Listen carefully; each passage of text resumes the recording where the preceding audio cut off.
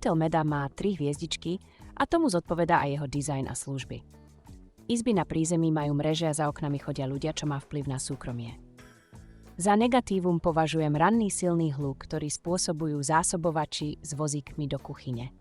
Kúpeľňa je malá a na zarosenom zrkadle sa objavujú ruské alebo ukrajinské nápisy. To by sa nemalo stať v žiadnom hoteli, pretože už samotná zamrežovaná izba pôsobí negatívne.